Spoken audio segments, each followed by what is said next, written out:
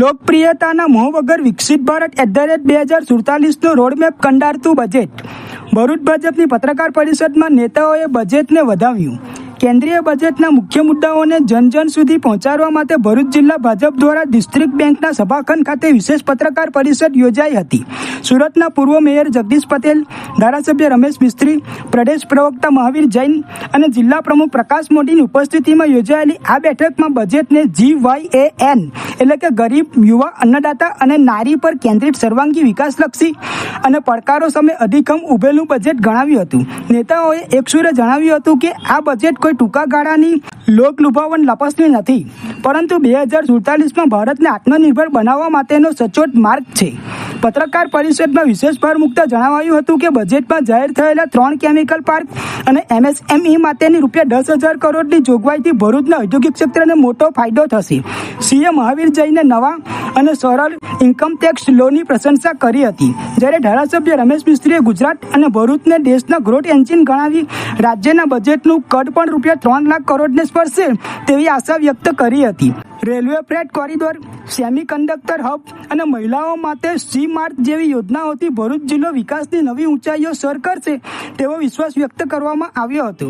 આગામી દિવસોમાં વિવિધ સંમેલનો યોજી વેપારીઓ અને શ્રમિકોને બજેટના લાભો સમજાવવામાં આવશે તેમ પણ જણાવાયું હતું.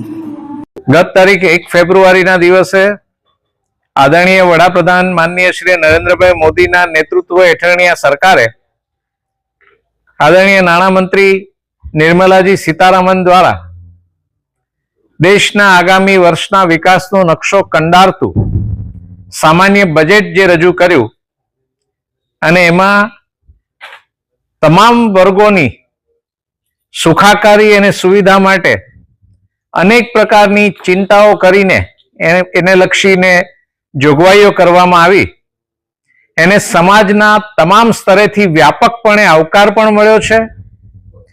અને આ બજેટની જે લાભદાયી યોજનાઓ છે તે જન સામાન્ય સુધી પહોંચાડવાનો ભારતીય જનતા પાર્ટીએ પ્રયાસ કર્યો છે અને વિવિધ વર્ગોના યોગ્ય સંવાદના માધ્યમો સર્જીને જે તે વર્ગને એની યોજનાઓ વિશેની માહિતી પહોંચાડવાનું બીડું ઝડપ્યું છે. તે અંતર્ગત આજે ભારતીય જનતા પાર્ટી ભરૂચ જિલ્લાના આગેવાનો દ્વારા પત્રકાર વાર્તાનો આ કાર્યક્રમ રાખીને આપ સૌ પત્રકાર મિત્રો મારફતે બજેટની લાભદાયી યોજનાઓ જન સામાન્ય સુધી પહોંચાડવાનો પ્રયત્ન કર્યો છે.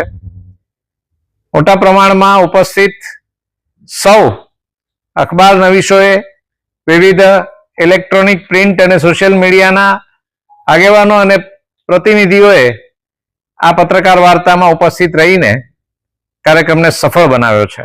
મોદી એક વિકસિત ભારતના સંકલ્પ સાથે આગળ વધી રહ્યા છે, ત્યારે અનેક ભારતીય સંસ્કૃતિને ઉજાગર કરવા માટે સતત એમનો પ્રયત્ન હોય છે.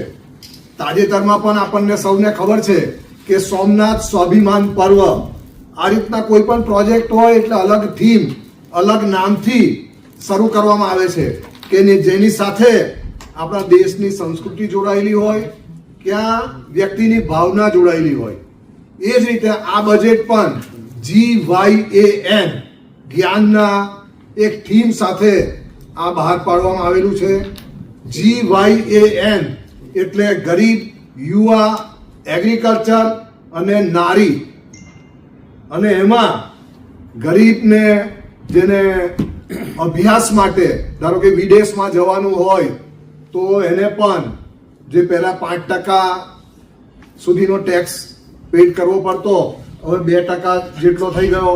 એ ઉપરાંત કેન્સરની 17 જેટલી જે ભયંકર બીમારીઓ હતી તો એમાં પણ ટેક્સલેસ દવાઓ મળશે.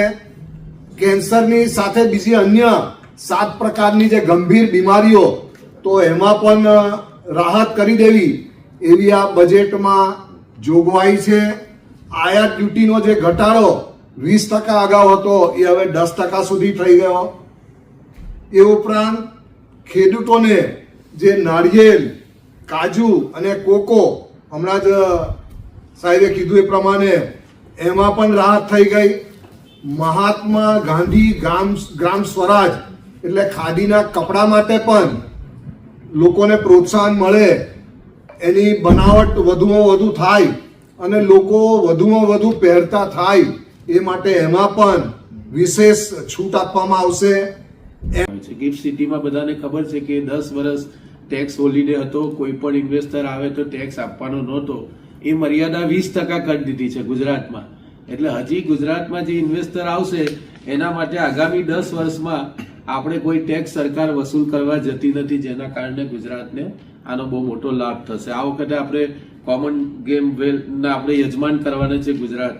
એટલે પણ સ્પોર્ટના ક્ષેત્રમાં ખેલો ઇન્ડિયા મિશનથી આપણને આનો બહુ મોટો લાભ થવાનો છે. બજેટમાં એના માટે પણ અલગથી રકમનું આયોજન કરવામાં આવ્યું છે.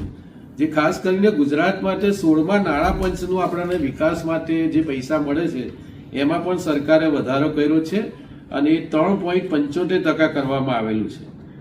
ગુજરાતના અને દેશના નાના શહેરોને, જે ટિયર 2 અને ટિયર 3 શહેરોને જે સિટી ઇકોનોમિક રિજિયન તરીકે જાહેર બજેટમાં કરવામાં આવ્યા છે, જેના કારણે ગુજરાતમાં વ્યાપક શહેરીકરણ છે. 5 લાખની વસ્તીની ઉપરના શહેરોને સ્પેશિયલ ભારત સરકાર વિકાસ માટે જે મદદ કરવા જઈ રહી છે. સૌથી વધારે લાભ બાકી અન્ય રાજ્યોની તુલનામાં ગુજરાતને મળવાનો છે. એ પણ આ બજેટમાં ગુજરાતને આના કારણે ફાયદો થવા જઈ રહ્યો છે. ખાસ કરી